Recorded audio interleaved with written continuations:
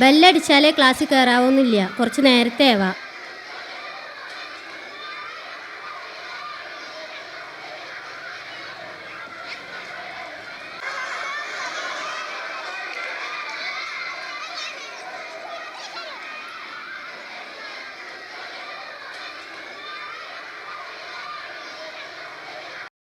പഠനമാണ് ലഹരി എന്ന് കാണിച്ചു തന്ന ഒരു കൊച്ചു മിടുക്കിയുണ്ട് നമ്മുടെ ക്ലാസ്സിൽ.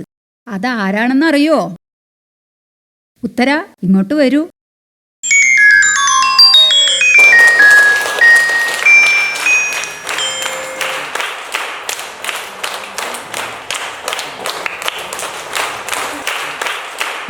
കരയരുത്, ചിരിക്കണം.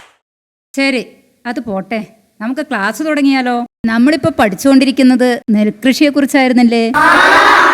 കേരളത്തിലെ കാർഷിക പൈതൃകത്തിൻ്റെ ഒരു അത്യാവശ്യ ഘടകമാണ് നെൽകൃഷി.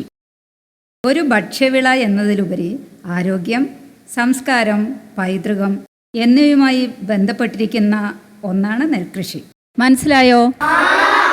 ടീച്ചറെ, ഈ നെൽകൃഷി ഒന്ന് നേരിട്ട് കാണാൻ പറ്റുമോ? പറ്റുമല്ലോ. ഏറ്റവും അടുത്ത ദിവസം തന്നെ നമുക്കതിനുള്ള ഏർപ്പാട് ചെയ്യാം.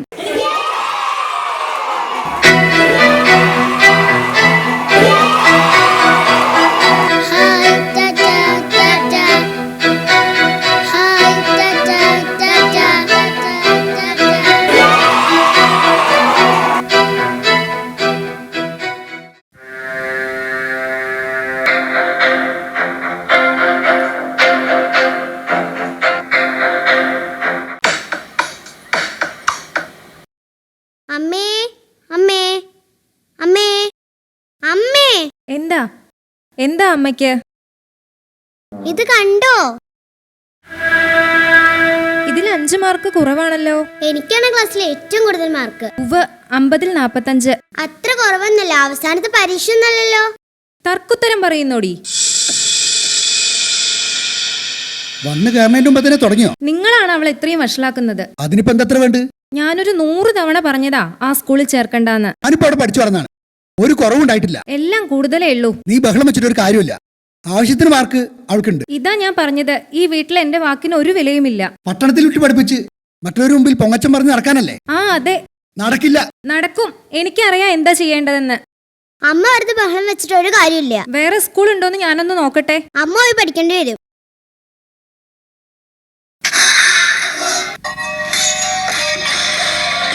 ഇപ്പൊ സമാധാനായില്ലേ? ഇതിങ്ങനെ നീട്ടിക്കൊണ്ടുപോകാൻ പറ്റത്തില്ല. ഒരു ഡോക്ടറെ കാണിക്കണം. ഡോക്ടറെ കാണിക്കേണ്ടത് നിന്നെയാണ്.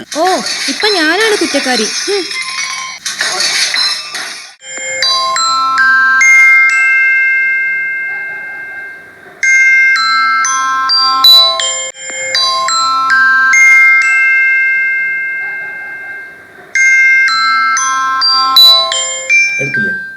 വരൂ, കേറിയിരിക്കൂ. ഇരിക്കാനൊന്നും സമയമില്ല സുചേട്ടാ, ഒരുപാട് സ്ഥലത്ത് പോകാനുണ്ട്. നാളെയാണ് സഹവാസ ക്യാമ്പ് തുടങ്ങുന്നത്. എല്ലാവരും ക്ഷണിക്കാൻ വേണ്ടി വന്നതാ. എല്ലാവരും പുറത്തു തന്നെ നിൽക്കാതെ അകത്തേക്ക് വരൂ.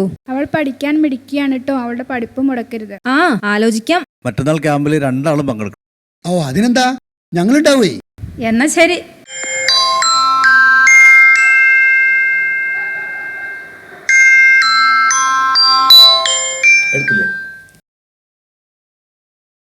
റിസൾട്ടിൽ ഒരു കുഴപ്പവും കാണുന്നില്ല. ഓടിച്ചാടി നടന്നിരുന്ന കുട്ടിയാ, ഇപ്പൊ വല്ലാത്ത വാശിയും ബഹളവും ഒക്കെയാ. കഴിഞ്ഞ പരീക്ഷയിൽ ഫുൾ മാർക്ക് കിട്ടിയില്ലെന്നാ ഇവളുടെ പരാതി. നോക്കാം. നിങ്ങൾ പറഞ്ഞത് മുഴുവനും നിങ്ങളുടെ ആഗ്രഹങ്ങളും ഇഷ്ടങ്ങളുമാണ്. അത് പിന്നെ ഒറ്റ മോളല്ലേ, നമ്മളല്ലേ ശ്രദ്ധിക്കേണ്ടത്. ഓക്കെ, ഒന്നും ഉത്തരയുടെ കുറവല്ല, നിങ്ങളുടേതാണ്. കുഴപ്പം കുട്ടിക്കല്ല, നിങ്ങൾക്കാണ്. കുട്ടിയുടെ വളർച്ചയ്ക്ക് സമാധാനവും സന്തോഷവും നിങ്ങൾ ഉണ്ടാക്കി കൊടുക്കണം. ശരി സാർ. കുട്ടിയുടെ ക്ലാസ് ടീച്ചറുടെ നമ്പർ തരൂ, ഞാനൊന്ന് വിളിക്കാം.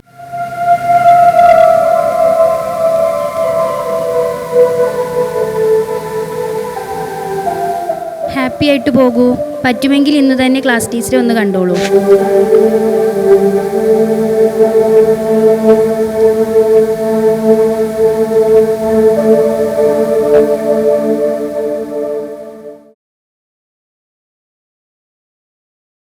നീ എന്താ വരാത്ത? ഇല്ല, നിങ്ങൾ പൊക്കോ. അതെന്താ? പിന്നെ എന്തിനാ നീ വന്നത്? ഒന്ന് ശല്യപ്പെടുത്താതെ പൊക്കെ. എന്തൊരു സ്വഭാവാടി.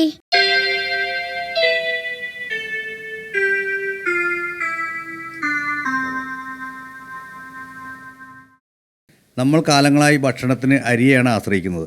ഓരോ ജില്ലയിലെയും കാലാവസ്ഥയ്ക്ക് അനുസരിച്ചുള്ള നെൽവിത്തുകൾ മുളപ്പിച്ച് ഞാറുണ്ടാക്കി പാടത്ത് നട്ട് 50-60 ദിവസം വെള്ളവും വളവും നൽകി പരിപാലിക്കണം. അപ്പോഴാണ് നമുക്ക് ധാരാളം നെല്ലുകൾ കിട്ടുള്ളൂ. ടീച്ചറെ ഉത്തര വിളിച്ചിട്ട് വരുന്നില്ല. ഏയ്, എന്താ സ്വപ്നം കാണുകയാണോ? ടീച്ചർ ഇറങ്ങി വരൂ.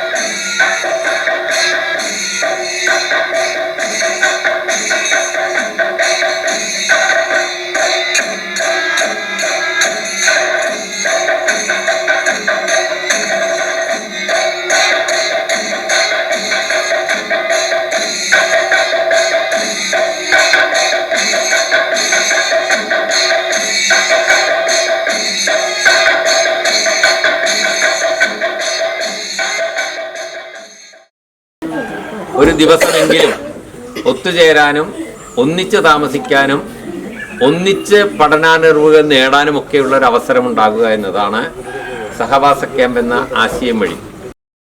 എല്ലാവരും കണ്ടുകൊണ്ടിരിക്കുകയാണ്. നമ്മൾ ദൂരെ പൊമ്പറെ പോയി ഫീൽഡിൽ പോയി അവിടെ അഭിമുഖം കാര്യങ്ങളൊക്കെ നടന്ന്.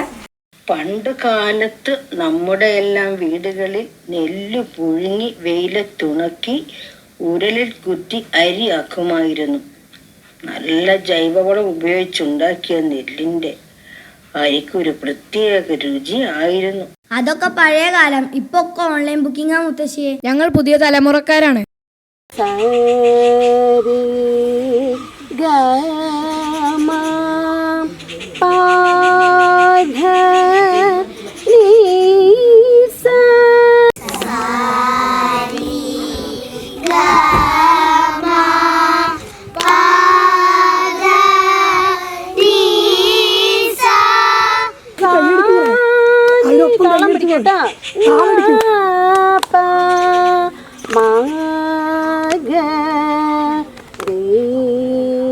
ഒന്നുകൂടി.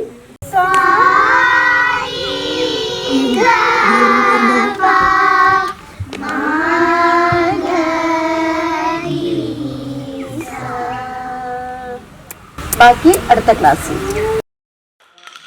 കുട്ടികളുടെ അറിവും കഴിവും വർദ്ധിപ്പിക്കുന്നതിന് വേണ്ടി PTA നേതൃത്വത്തിൽ വിവിധ കലാകായിക ഇനങ്ങൾ പഠിക്കുവാനും പരിചയപ്പെടുവാനും നമ്മുടെ സ്കൂളിൽ ധാരാളം അവസരങ്ങൾ ഒരുക്കുന്നുണ്ട്.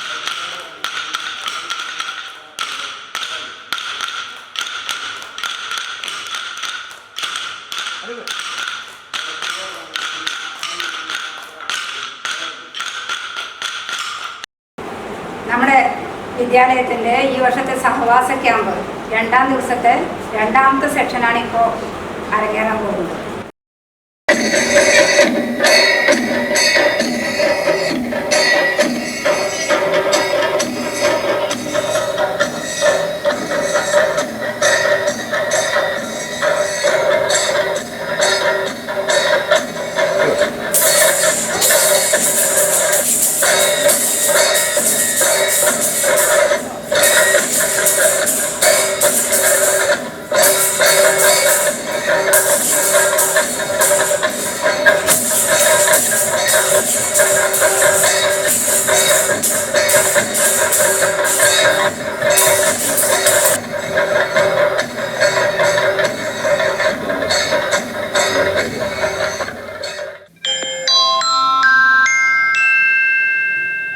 നമ്മുടെ സ്കൂൾ ലാബിലെ എണ്ണൽ സംഖ്യകൾ പഠിക്കാനുള്ള ഉപകരണങ്ങൾ പരിചയപ്പെടാം.